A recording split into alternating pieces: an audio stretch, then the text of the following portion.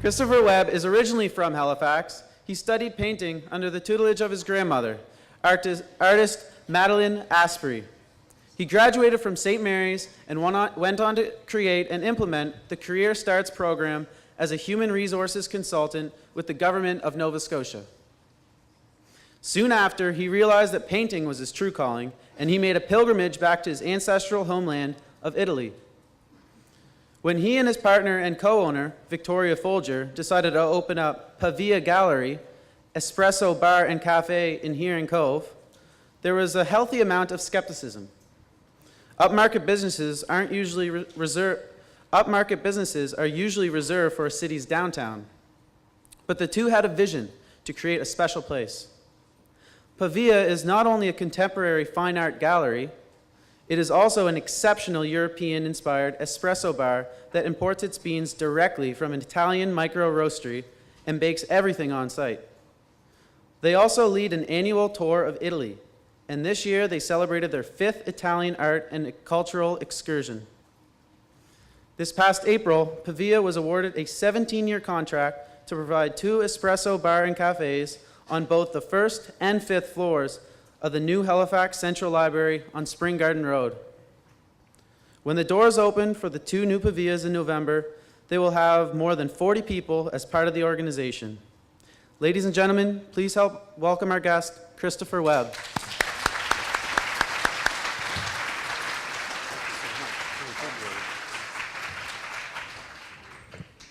Good afternoon, everybody.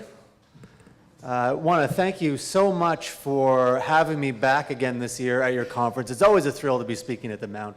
So thank you to the organizers again for trusting me to come and speak to you over the next 3 hours.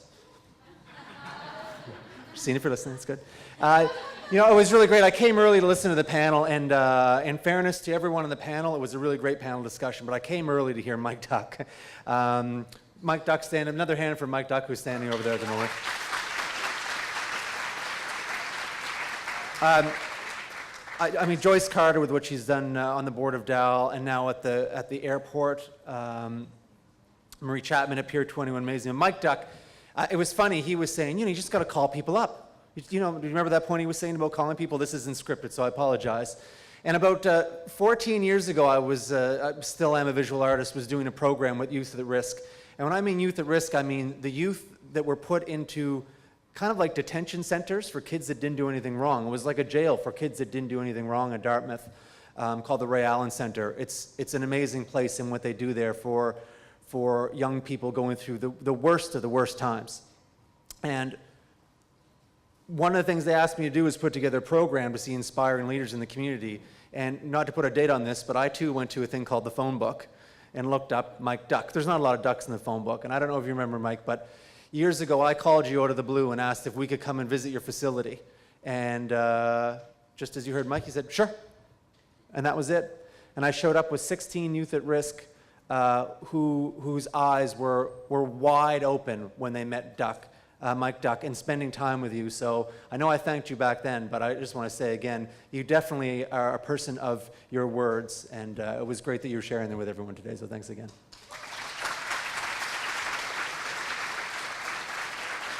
Ross Simmons, you had Ross Simmons in this morning?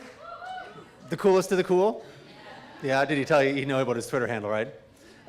Anyway, Ross is something as well. He's been very supportive of our business. I know he's not here right now, but we're being filmed. So if Ross is watching this right now, thanks, Ross, for everything you do for us. I am really thrilled to be here, not to put a date on myself too, but it was 10 years ago this month that I was asked to speak at the business conference here at the Mount. 10 years ago, Peter Mumbercat, a professor here, asked me to speak. And he said, Christopher, we need you to come, we need you to be really funny, and we need you to be just a really great motivational speaker. And I said, okay, but I can't promise to be funny, and I'm not a motivational speaker. He said, no problem, no problem. So 10 years later, I got a call from Peter asking me to be really funny and a great motivational speaker. So thanks again for doing that, and I'll try my best to be funny and motivating. You're catching me at an interesting time right now. At the moment, we have a place called PAVIA Gallery-Espresso Bar and Cafe in Herring Cove, but we're just about to open something downtown. We're about to open 2 new locations at the new Halifax Central Library, which is really exciting. When I say we, as I talk today, you have to understand that there is two of us involved with this whole business. I often become the mouthpiece for the business, as you'll figure out over the next 3 hours. Victoria Foulger is my partner. She's my business partner, and we are both very much in love. It's because I'm up here, I can say that. You can ask her about it afterwards, see what she says. Anyway, she said, whatever you do, make sure you don't draw any attention to me. So I'm just going to let you know she's sitting right... No, don't look, be cool, be cool. Okay, so everyone on this side of the room, look, she's sitting over there against the wall with the glasses on. Okay, now everyone on that side of the room, take a look. Excellent, excellent. She didn't notice at all, that's so great. So we are, well here, I'll tell you what, just like, because I can show you, just in case you didn't see her. There she is. Oh, there we go, I'm going to put that over there. So there's Victoria. We just put our new sign up downtown. This is on Spring Garden Road. So we're pretty excited about our new location. I'll just click and show you another photo because we're here. This is the espresso bar. That's Victoria right there. I'm circling her in the distance. So those are our new locations downtown. We are on the cusp of something really interesting. We're going to be putting the call out for 25 new employees tomorrow. We're very excited. We're also very overwhelmed. It's an important time in our lives, personally and professionally. But there's moments like this coming here 10 years later after being asked to speak here for the first time. How did this happen? 10 years ago, I was asked to speak as a visual artist. My job at the time, and still is very much, as a visual artist. Since the age of 3, I've been painting. At the age of 21, I decided to quit my job in government to commit full-time to being a painter, to a visual artist. And it was very challenging. But over the years, things have changed, but I've always remained true to being a painter, and that's something I'd like to share with you a bit today. But I've been asked today to talk specifically about the advantages of entrepreneurship. What are the benefits of being an entrepreneur? What are the benefits of having your own business? How does one become an entrepreneur? What steps do you need to take in order to open your own business? But I just want you to know that as I'm talking today, that I'm not really talking about how you can open your own business. What we're really talking about today is you, and about how you can become a better you. Because before you can open a business, it's really about how you can start figuring out all those things that you feel passionate about and all those things that you care about, and how you can make choices in your life that are going to impact you and your future. I believe I'm here today because I'm a bit different. I believe I'm here today because I'm not actually, although it's funny, we won an award last year at the Chamber of Commerce Awards last year. We won out of, I think, 80 new businesses. We won the bronze for New Business of the Year in all of HRM, which was really exciting. And we were kind of interviewed, and they said, well, what do you think your strengths are as an entrepreneur? And I always sort of felt like my strength as an entrepreneur is that I'm not really an entrepreneur, I'm an artist. And a lot of my core values moving forward from this point on, and my core values from when I started, are based on being a creative and being a creative type. I see things a bit differently. I see things in a more creative way. Now, I will say that I also make a lot of choices, entrepreneurial choices. But at the very end of it all, I try to just see things a little bit different. Now, show of hands, how many people here try to see things a little bit differently? Okay, that's good. Very nice. Well, let's do a little test then, shall we? Should we do a little test? Okay. All right, so in your chair, deep breath, breathe in. Tests are a little nerve-wracking. I'm going to ask you a question, word association. You're going to shout out the answer. You ready? Okay, the test one's just the first test one. The test one doesn't matter. We're just going to throw this out. Name association. The name of the Prime Minister of Canada is Stephen? Harper. Very good. Wow. That was good. Everyone said Harper, no slurs. Nothing bad. That was excellent. Excellent. Okay, here we go. The name of the U.S. president is Barack. The color of the sky is 1 + 3. Wait a minute. Let's go back to the color of the sky is? Okay. Here's the thing. The color of the sky isn't blue. Now you have to see I'm a visual artist. I see things a bit differently. Part of my journey moving through all these things was I was painting, and then I started teaching our classes. And one of the things I would ask students all the time is we're going to paint landscapes today. What color is the sky? Everyone would say, it's blue, Christopher. And I'd say, no, it's not blue. And then people would start thinking about it. Right, okay, it is different colors. I'm going to show you some just to prove that I do paint here. And to test the speed of the MSVU Wi-Fi network. So here's a painting of the sky.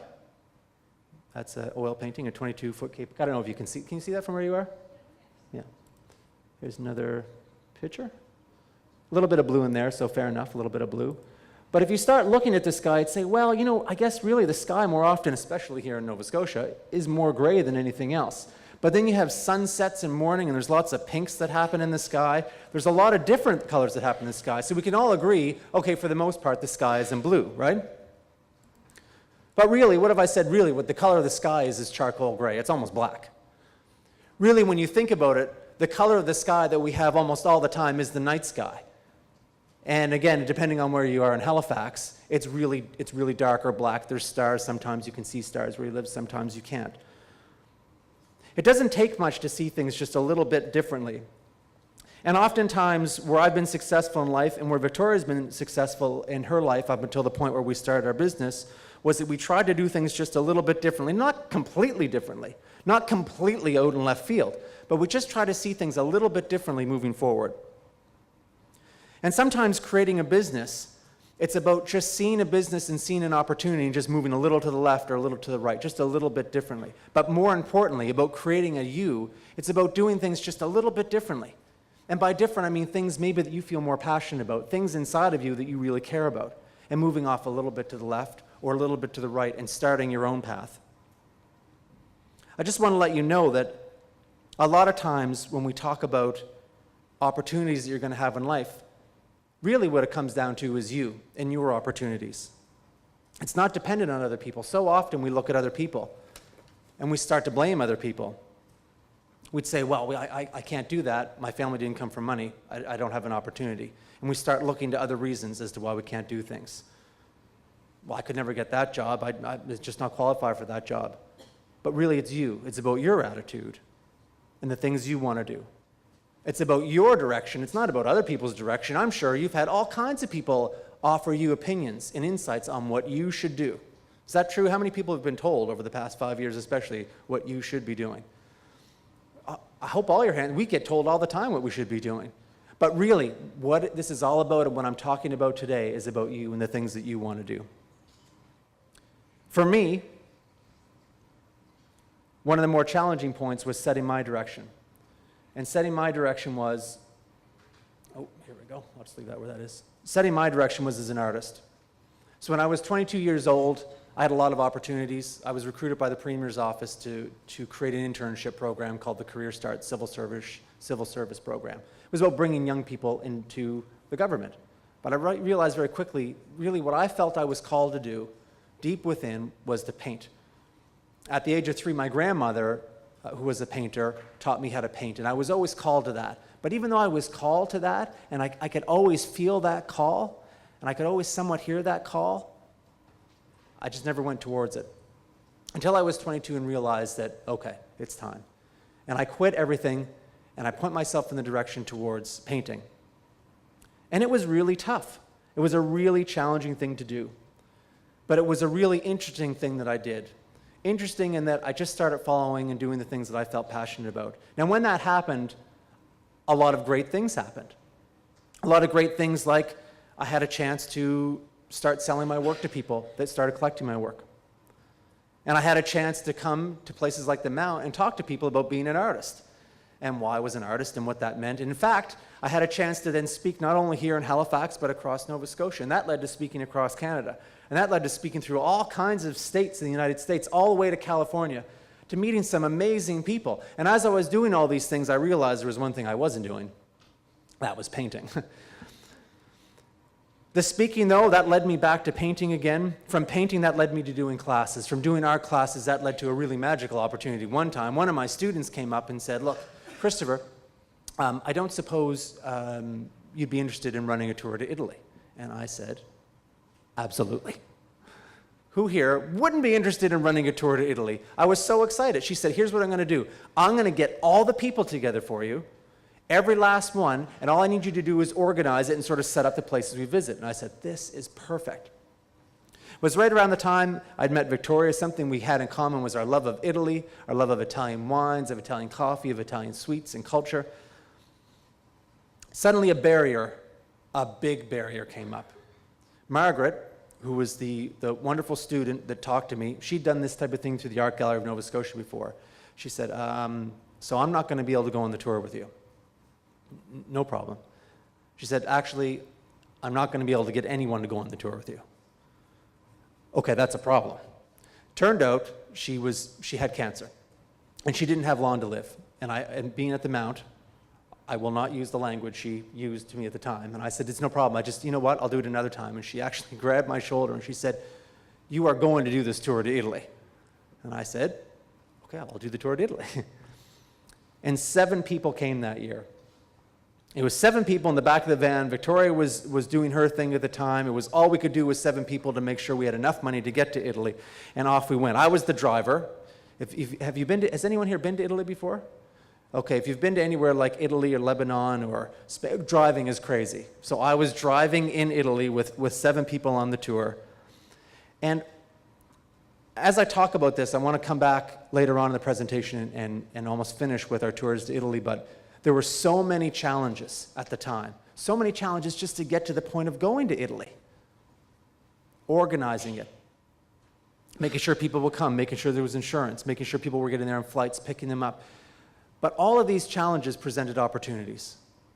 And that's one thing, again, as I talk today, is I may start to get a bit complaining. Because in our business, we still have challenges. One of the questions that was asked at the panel just before they finished was, what struggles did you have to overcome to have your own business? Or what struggles do you have now? And I can tell you, we have struggles. We've had struggles from the moment we opened our business until this morning before we came to the Mount to be here with you today. Struggles all the time. But the one thing that's really defined us as a business and as people is whenever we were met with these struggles, whenever challenges came up against us, now I'd love to say we met them head on and went through, well, mostly, what happens when you get, what's happened when you've been met with challenges? Okay, the first thing you do is you kind of crumble a little bit, and that's okay, and you kind of fall back a little bit, and you regroup. But once you regroup, I'm sure most of you are here today, and where you are today in life is because you've seen those obstacles, and somehow you've managed to turn them into opportunities. And that's something that we've continued to do as a business. Years ago, Victoria and I had separate careers. I was a full-time painter and teaching classes. Victoria was in the health industry. But we had this thing we wanted. So as I'm speaking here today, I know you have something in you that you want. I know that's probably one of the reasons you're here today. It's probably one of the reasons you're at NSCC or at the Mount or in university in general, that there's something in you that you really want. And for us, Victoria and I both had a shared vision. From the time she was a young girl, she always dreamed of having a tea shop. She's from England, so it was a tea shop. When I was young in my teenage years, I always loved Italian coffee and always loved the idea of having an art gallery and an espresso bar type concept. And we realized that we had this in common. And even though I had a job at the time, at that point I'd started doing marketing communications for a company to help pay some bills. Victoria had a great job and was doing some work with Capital Health. And we were both in our 30s, we decided, okay, what we really want to do is we want to refinance everything and we want to open a cafe. Great idea, right? Where should we open that cafe? Well, we live in Herring Cove. We live right in the village of Herring Cove. A building came for sale just at the top of our road. It was a rundown 3-unit vinyl-sided apartment building. It was nicer on the outside than it was on the inside. But we had an opportunity. It was within our price range, and we decided we'd buy it. Now, when we told people in the area that we were going to open a cafe in Herring Cove, what do you think the response was? Are you crazy? Why are you opening a cafe in Herring Cove, of all places? And we started getting opinions, opinion after opinion. Well, I don't think you should open it there. I don't know if it's going to work there. Maybe you should rent it out to someone for the time being at the beginning and see how it goes. People gave us opinions. And we started really taking those opinions on board. And we would have discussions. Now, the one thing you have to know about Victoria and I is, with this business, we make all of our decisions together.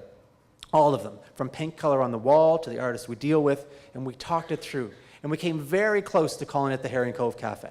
Very close. It made sense. We're in Herring Cove. We sell coffee. Herring Cove Cafe, right? But it just wasn't right. We were on a tour. We were doing one of our tours to Italy. At this point, it was our third one. We had more than 7 people. That side of things was going really well. And we came back really just invigorated and saying, you know what? This is just not us. That's not what's inside of us. What's inside of us is an Italian-style espresso bar like we'd get in Europe. And really, I'm a visual artist, and what I really wanted this to be as well was an art gallery. So we hummed and we hawed, and we came up with a concept. And the concept was this: PAVIA Gallery-Espresso Bar and Cafe. So show of hands, how many people have heard of PAVIA Gallery-Espresso Bar and Cafe? Okay, that's great, because 3 years ago when I was here, there was about 2 hands. How many people have been to Herring Cove, have been to PAVIA Espresso Bar Cafe? That's so great. I'll tell you why that's great. Okay, this is so good too. Victoria, you're going to like this. Keep track of this. How many people have not been to PAVIA? Put up your hands. This is growth opportunity right here. This is so good. Yes, I am an optimist. I'm definitely an optimist. We decided that we were going to open up PAVIA Gallery-Espresso Bar and Cafe. Now, can you imagine? We open up, we do this big renovation, we have a big sign that says PAVIA Gallery, all the cars driving by. How many do you think them stop? We're going to stop there and get a coffee. Hardly any. It was tough, and we had people offering opinions. And opinions, I kid you not, that included opinions like, okay, when this thing fails, I'd like to totally turn this into a convenience store, so let me know. Victoria, is that true? Did someone tell us that? Just someone came in and told us that. Here is my other big thing. They'd walk in and they'd say, so, do you think this is going to work? Okay, and you may think, okay, fair question, but how many times have you dated someone and your friends come around and go, haha, so, do you think this is going to work? Maybe they've done that to you, and I just hit a soft spot, I'm sorry. Anyway, people would do that to us, and people had opinions and opinions. But we decided to set it up the way we wanted to do. And how we did was this, it's a European-inspired espresso bar, but the first point is we are an exceptional contemporary art gallery. We don't represent 50 artists. In fact, at the time, right now, we only represent 11 artists, but they are established and senior artists. This means people that are committed to being artists for a living, people that have shown artwork all across Canada or the United States. Some of them are from Italy, in fact. The food we offer, the coffee we offer. Well, all of our sweets, as it said during the introduction, are baked on site. It was really great. At the time when we started, we had a very tiny counter in the back, and we had an oven that was a really dirty oven that was left from one of the apartments that we scrubbed clean. And for the first 6 months, we baked out of that little oven. We baked on this tiny little piece of countertop. My mom, in fact, was the baker for PAVIA, which was great until we started getting a little bit more popular. And then she had to start baking a lot. And you don't want to put your mom through that. That was not a good thing to do. We baked everything on site. We decided we were going to import all of our espresso from Florence. Now, just to let you know, what most companies do is they either get their coffee locally, or they go to somewhere like Montreal or Toronto, and they import their coffee from an importer. So they bring it in from a place in Montreal and Toronto, and they resell it. But we decided, no, we're going to talk to a company in Florence. We're going to get them to put it on a boat from Florence to Genoa, from Genoa to Montreal, Montreal to Herring Cove. That was a bit of a silly decision at the beginning. Because, and I kid you not again, there were times that a customer would walk through the door, and they'd ask for their drip coffee, and I'd serve it to them. And Victoria would call and say, how are things going? I'd say, oh yeah, no, they're fine. Yeah, fine. Things are going well. And I'd stand there, and I'd clean some things, and I'd stand there, and 10 minutes would go by, and 15 minutes would go by, and then I could see start to get a little bit worried, and then 20 minutes would go by, and 25, and I'd start to kind of, wonder if this is the right thing to do, and I could actually feel myself tearing up a little bit, and I'd start to get a little upset, and then, okay, I'd have a moment, I'd have a chance to kind of dry my eyes a little bit, my eyes would go from red back to normal, and I'd still have 10 minutes before the next customer came in. It was slow. It was very slow. And we started questioning why. Why did we do this? Because we financed everything. Both in our 30s, both had jobs, left them, refinanced homes that we had, put them into this building. We put everything into this. But we decided it's something we really want to do. It was something we really felt strongly about. Now, we started to get a little lucky. We started, a little bit of word of mouth started to generate, and people started coming in. And from people coming in, it led to more people coming in, and then it led to being reviewed. And we started to get some good reviews. And one good review led to another good review, and suddenly more people started coming in. And people would come in, and people would start coming to art shows, And then the media would start coming to art shows. The Herald would start reviewing our art show. Snapped, you know Snap, Halifax? You know, the newspaper where they snap people at all they would start coming to our events, and they took photos of us, and then more people would see those things, and the business started to grow. And in fact, not only did it grow, we grew from 2 employees to about 8 employees over 1 year. Things started to go. The people that had opinions stopped coming in and asking if it was going to work anymore. They started coming in and saying, so are you going to expand your parking lot for more parking? And it started to work. As I'm talking to you today, and I'm talking about the things we're doing and the things we feel passionate about, I know as I'm talking to you that there are things that you feel passionate about. There are things that you want to do. And I don't know if this has happened to you before, but we were sort of moving along and things were going okay, but things just weren't getting better. And we kind of got stuck in that holding pattern. Do you know what I mean? Sometimes, I don't know if you've been stuck in that thing where you're kind of, whether it's that job you've had for a while, or that relationship you've had for a while, or the courses that you're taking at university, and it just doesn't seem to be fitting. We were in that. And Victoria and I started having arguments around, okay, well, this just isn't working. Things just aren't working. I mean, we're getting good reviews. People are coming in. We're selling some artwork.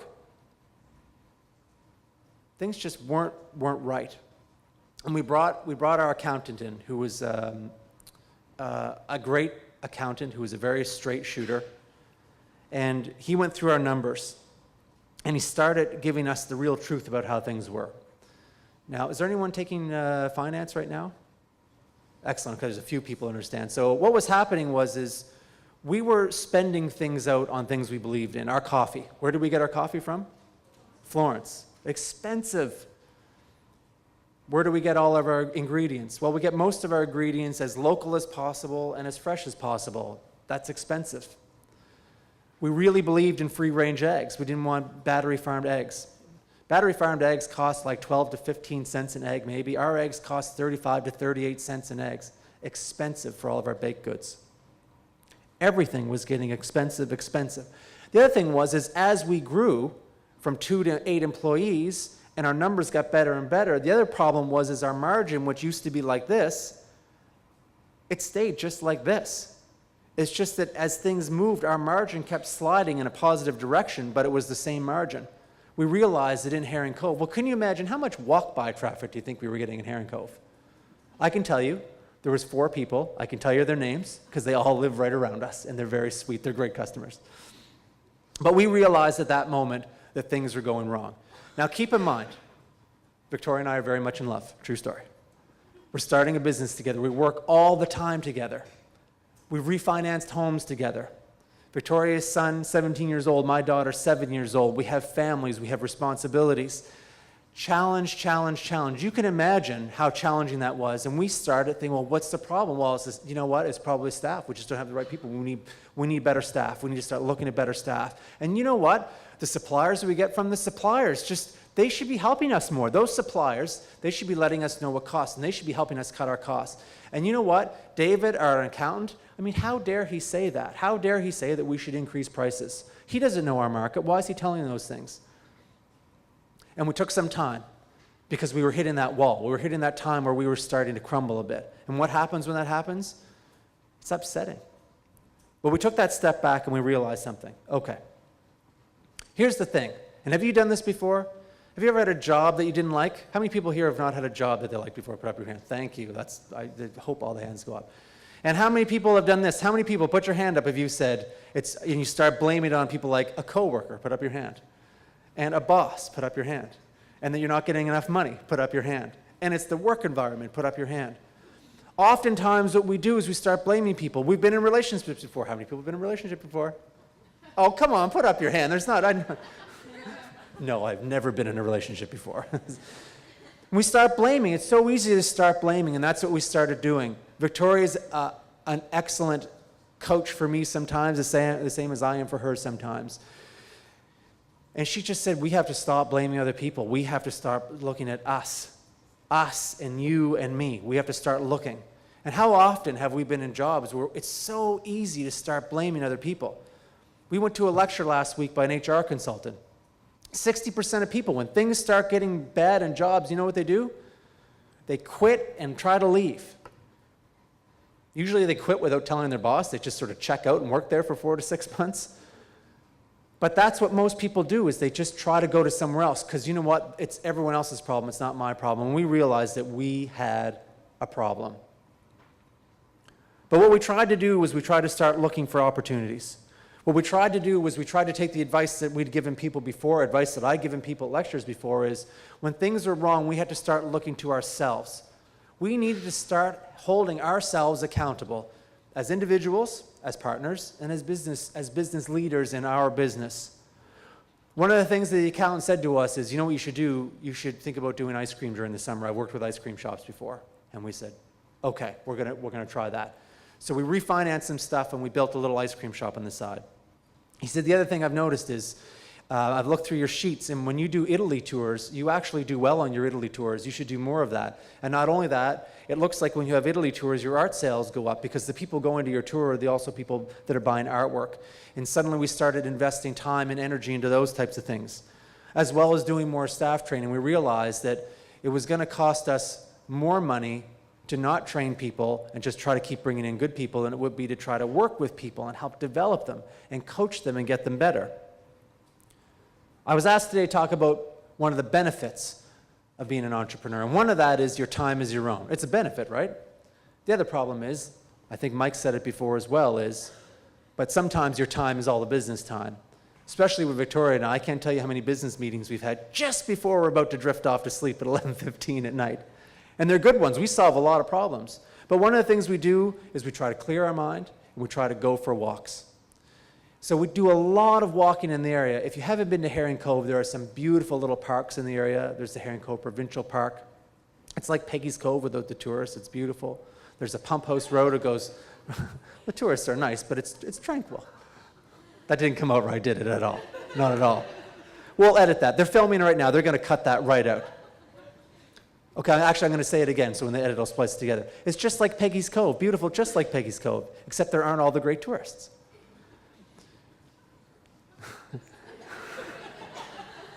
It'll be magic of post-production. We would have lots of talks. We'd have times. We'd start to open ourselves up to opportunities. And through that, we'd talk about things like the ice cream shop, and we have discussions. We'd also take our dog for a walk. Our dog's Henry. There's one moment that I do need to share with you, though, and I think it really speaks to finding opportunities. One day, we were out, and we were along those beautiful rocks. And we were walking through, and it was a beautiful day. It was around fall. It was about a year and a half after we had opened. We were talking business as always. And Henry had run off, because Henry's a Brittany Spaniel and has zero recall. And it was beautiful. There were ships coming in the shipping lanes, like the paintings I was showing you. The pilot boat, if you're not familiar with the pilot boat, it goes out and brings pilots to these ships to bring them in and out. The new pilot boat went by us. And Victoria and I, we stopped at this rock, and we're taking deep breaths. And Victoria went, "Oh, Christopher, look, a deer." And this majestic deer, it's like one of those aha moments, right? Like you're living the dream as an entrepreneur, bounces over the rocks, almost right in front of us, and is heading towards the ocean. And then Victoria went, "Oh, look, Christopher, it's Henry." And Henry, the majestic Brittany Spaniel, bouncing over the rocks, chasing the deer. And then Victoria went, "Oh, the deer just jumped in the ocean." And I went, "Oh." And then right behind it, and it's Henry, and they're jumping in the ocean. And our first thought is, this is such an idyllic scene that's happening. Until we realized that the deer is swimming for England, and Henry was following it. And this is not only a true story, but you can find it on CBC on the video feed, because it went on the national news. The deer is swimming towards England. Victoria's yelling, "Henry! Henry!" We realized very quickly in a panic that suddenly we can hardly see Henry's head, and we can hardly see the deer's head. They have gone that far in that direction. The land's over there, and England is that way, and they are swimming for the motherland. I said, "Okay, that's okay. Here's what we're going to do. You're going to stand here. I saw the pilot boat come in. I'm going to run back and get the pilot boat. And I'm going to let them know. I'm going to let someone know, or I'm going to get help." She said, "Okay." So I went. Now, I don't know how many parents. Do you have any parents here today?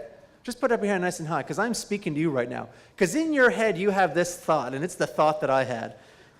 The thought is, you know what? If the shit ever hits the fan and my kids are involved, I am good. I can flat out run for 2 kilometers and I will save them. So hold on to that thought. So I start running through the woods and I'm going to save Henry. Oh, I'm going to save Henry. God, I'm too young to have heart palpitations. What the heck is it? So halfway trying to run to safety, I'm having an aha moment, which is, I am 50 pounds overweight at least. How did I let this happen to myself? And I am going, and I'm yelling at a truck, going, help me, my dog is out. And it's nothing. There was nothing I can do. And I see the pilot boat, which is in Herring Cove, start to putter out. And I'm like, okay, I just need to break for the government wharf. So I start running. Because I have it in my head that I can do this. I can save 2 minutes, flat out 2 minutes, no problem. I can save my child if I need to. Of course I can save my dog. And I go and I'm running to the government wharf, and I get to the end of the government wharf going, and my hands are flapping, and the people on the pilot boat are looking at me like, what is wrong with you? I said, it's our dog. It's over there. So they kept going. So they kindly figured out that Henry wasn't a child, Henry was a dog, a very strangely named dog. And they started going out, and then as they were going out, I could see Victoria over in the rocks going, and the pilot boat took this turn and went out this way. And this was one of the first weeks that the new pilot boats had been launched. And I ran back to Victoria, and she was sobbing. And I'm fighting back tears. She said, I can't see Henry's head. The deer went that way, Henry. And we're like, okay. And then, again, I'm having another aha moment. I'm like, but you know what, darn it? If Henry was going to die, he was chasing a deer heading towards England. And that's the way a dog should go. So the pilot boat's moving around in circles, and it starts coming back this way. And we go to the government wharf. And as it's coming towards the government wharf, and both of us, and I'm going to speak for Victoria, when she thought that if the shit hit the fan with her kid, they can edit that out too, they're going to put beeps there, it's going to be great, that she could run for 2 kilometers straight to save her child. She can't either, by the way, because we ran back together, and she was huffing and puffing, and we huffed and puffed all the way back to the government wharf, and there was Rory holding Henry, just like this wet dog shaking, and we grabbed Henry and said, you stupid dog, and that was, why am I telling you this? Why am I bothering you telling you this? Well, we got a call PAVIA, and someone said, is Christopher Victoria there, please? This is Christopher. This is CBC News phoning. Did the pilot boat save your dog? We're getting calls that the pilot boat saved your dog. And we said, yeah, absolutely. Well, we're going to send camera crews. Can you be down at the government wharf? We're going to meet you down there, and they want to meet you. So we went down there, but we thought, okay, we're going to turn. So I don't know if you knew this, but the most popular coffee we sell at our cafe, other than the Mocha Floor Espresso we bring in from Florence, is the pilot boat coffee, named after the pilot boat. So off we rushed down to the government wharf with 6 bags of pilot boat ready to give to the people, ready to give to the pilots, and we handed it to them as they were there, and they shook our hands, and Victoria hugged them. We were so excited the whole time. They were filming us with our pilot boat coffee, giving it to the pilots. And on CBC News, you can go on, type in Henry, pilot boat, Herring Cove, it'll come right up. National news. It's a slow news day. And we started getting floods of people in the cafe. The Pilot Boat Authority ordered 60 bags of pilot boat for everybody. Our Facebook page, usually we get like maybe 500-600 views on our Facebook page. It's like 12,000 people viewed our Facebook page that day. And it was one of those things where we didn't really set out for this to happen. It was really great too, because the regulars would come out, and the great thing about regular customers is they just tell you, like the people that come in and tell you that it's not going to work, they came in, they went, hey, that was great, saw it in the news. Great move throwing your dog into the ocean, that was great publicity. And of course, the place is full. I could hear people laughing. I thought, oh no, and I said, well, you know what, the tough part was throwing the deer in first. That was the real tricky part for all the publicity. We realized, it was one of those big things as a business, realized that opportunities are going to present themselves, but it's what you do with those opportunities. And we started looking for opportunities as a business. We started looking at how we can change, what we can do different. A lot of things would happen throughout those times. The little things would happen, we'd get great reviews, and people would say, oh, you're so lucky that those people that came and reviewed you. Architectural Digest, they used some of our artwork to stage one of the homes that was being done. Our artists, there were 6 of our artists whose work went international in Architectural Digest magazine. Holy, you're so lucky that happened. How lucky is that? We got written about in Porter Airlines magazine as one of the top trendiest places in North America. It was like somewhere in New York, somewhere in Chicago, and Herring Cove, Nova Scotia, which still people in Halifax hadn't heard of or have been to yet. You got so lucky. And then we started realizing, okay, well, why are we getting lucky? Okay, we're getting lucky because we're working our tails off. We work and we work and we work. And we're also now trying to create and seize opportunities. And there is that expression, and it is a true one, and it started to make sense to us, that there is no lucky. Luck is when hard work meets opportunity. And we kept working hard and looking for opportunities. Now, opinions are great. We get lots of opinions. You know what? You know what you guys should do? You should open a PAVIA in Sackville. That's where you should open the next one. That's a great idea. Do you know what you should do? You should open a PAVIA in Bedford. That's what you should do. People would tell us that. Okay, well, we're just trying to get by in Herring Cove. My favorite one, is there anyone from sort of the Herring Cove area, from that area at all? A few people, great, you're going to love this. They're like, you know what you should do? You should open a PAVIA in Sambro. I know, it's like 9 minutes down the road, you know? Because if we're killing it in Herring Cove, Sambro, that's the place to open a PAVIA. One day, one of our regular customers came in and go, okay, do you know what you should do? Or like, what's that? She said, you should open a PAVIA in downtown Halifax. We're like, we can't, no way we can afford it. She said, well, guess what? I don't know if you knew this. Do you know there's the tender for the new Halifax Library came out and they're looking for cafes? And I had no idea. They said, well, we're going to email it to you. You should look at it. So we got it. We looked at it. It was a 60-page document for what they were looking in this new Halifax Central Library. 60 pages. At this point, we'd been open for just over 2 years. And Victoria and I kind of laughed, and then we looked at it, because silly, right? What a silly idea. I mean, how could we do that? But we started thinking, well, we opened a cafe in Herring Cove, and it's going okay. I mean, we still have some issues. And we started looking at the possibilities. Instead of saying, well, we couldn't do it, well, it's downtown. I mean, the Second Cup is going to be going out of business soon downtown. I mean, that's the logical fit down there. There's so many great cafes downtown. There's Starbucks everywhere. Tim Hortons, we knew through the grapevine that they were going to be looking for a new spot on Spring Garden Road. There's the spot right there. And we'd almost talked ourselves out of it before we even started it. And how many times have you been in that position? Have you been in that position before where a job opportunity comes up and you look at it online and you're like, wow, look at that. It's the executive director's assistant for this job at this amazing place, and you go through the qualifications like, no, you know, I couldn't do that. No, you know, I'm just not going to apply. I don't really have time to write a cover letter anyway, so I'm not going to bother. In fact, I've heard that from people. We get tons of resumes. We've got tons of resumes. Do you know how many people don't write cover letters? Do you know what we do with resumes from people that don't write cover letters? We just don't look at them. We just don't. Because we want someone that says, dear Miss Foulger, dear Mr. Webb, I've heard about your cafe, I've been to your cafe, I've experienced your cafe. It's not like we're a business that you can't just walk into and try out, right? You can easily. It's not like you can't get in a car and come and visit us. The 20 Herring Cove stops right in front of our place. But you've been there, right? You're talking yourself out of that opportunity. And we started doing a great job talking ourselves out of this opportunity. And then we thought, well, you know what? What they're describing sounds a lot like us.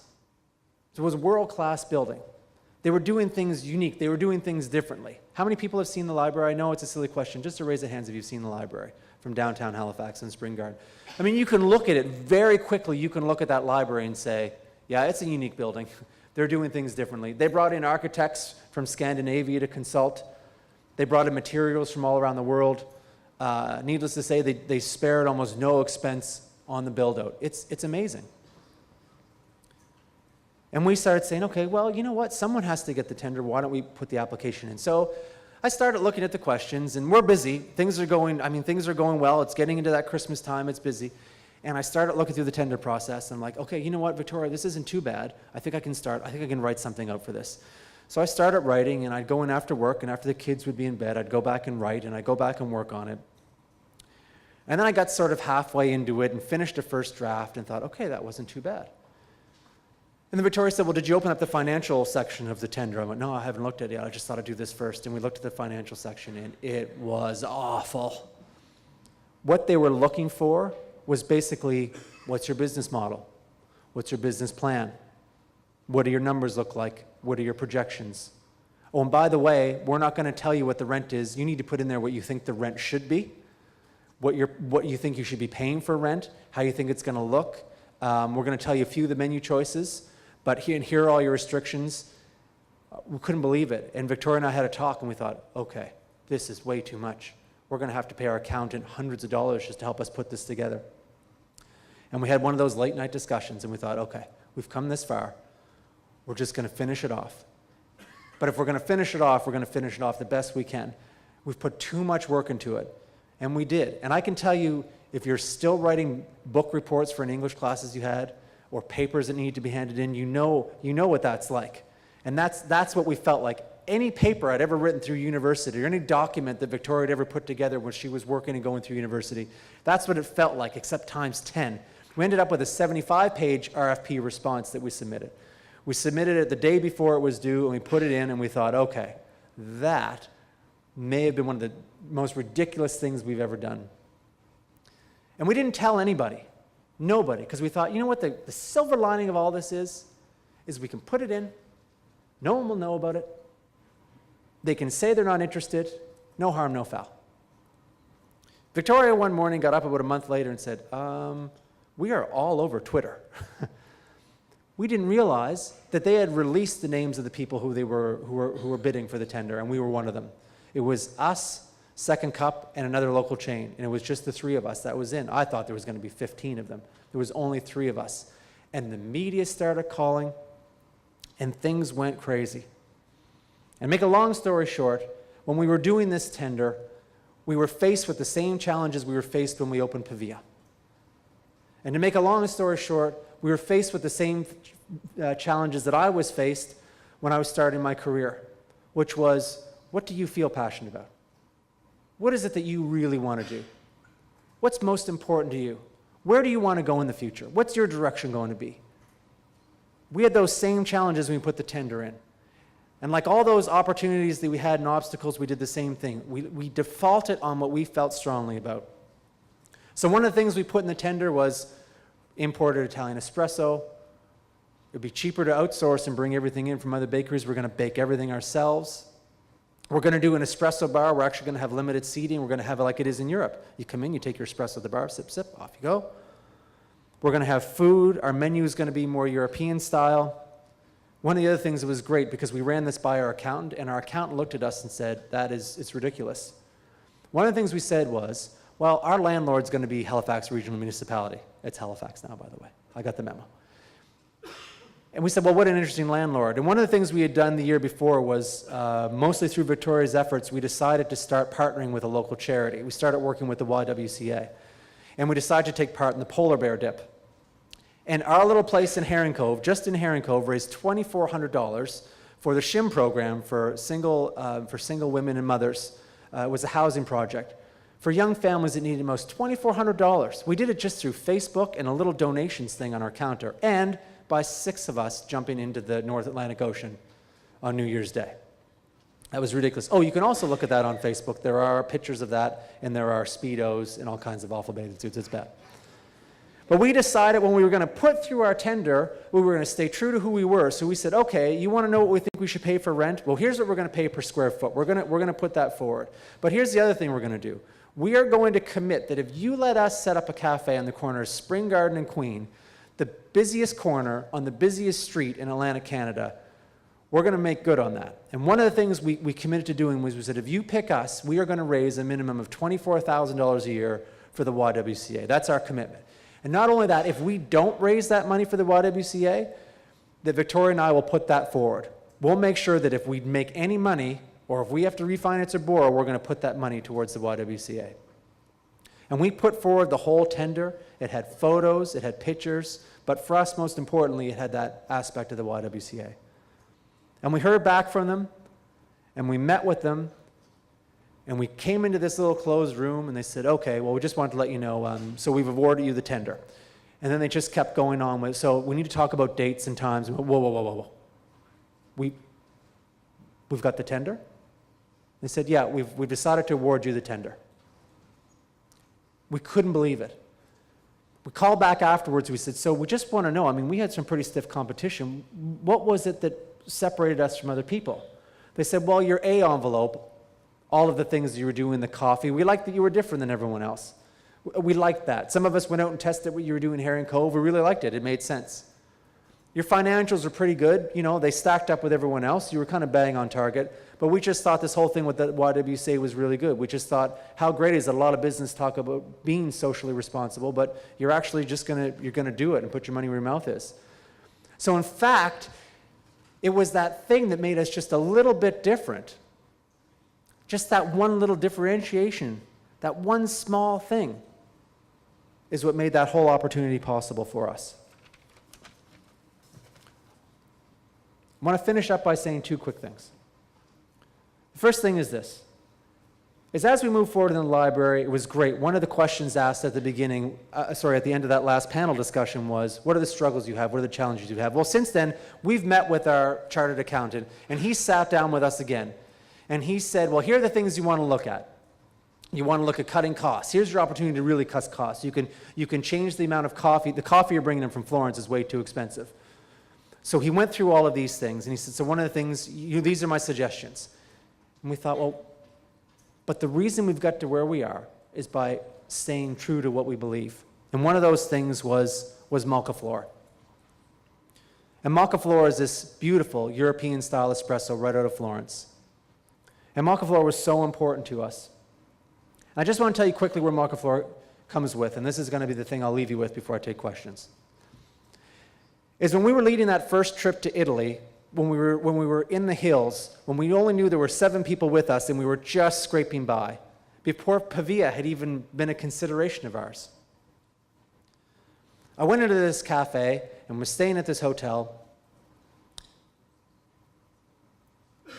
and the owner was talking to me, and he said, you don't look like you're doing very well. And I said, yeah, kind of going through a rough time at home. Things are changing, but you know, I just met Victoria. Things were just on the cusp of changing. Things were just on the cusp of getting better. And I kind of left it at that.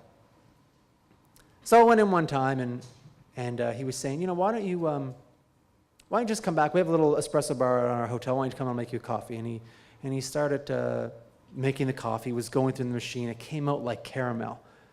As it was coming through, it dripped into the coffee, had a little bit of milk, turning it into a macchiato. I had a sip, and it was brilliant. It was so good. I said, how is it possible that at this tiny little hotel bar, your coffee is one of the best coffees I've ever had? He said, well, there's about 7 steps to making great espresso, but one of them is water. Water is so important. I said, interesting. And he looked at me and he put his hand on my shoulder. I didn't know this guy. And he said, you're struggling right now, aren't you? And I went, yeah. And he said, you're going through a really tough time now, aren't you? And I went, yeah. And this was odd, because we didn't really talk. His English was kind of broken. He said, do you feel like you're hiding right now? I'm in the foothills of the Sibillini National Park in Assisi. Yes, I felt like I was hiding out.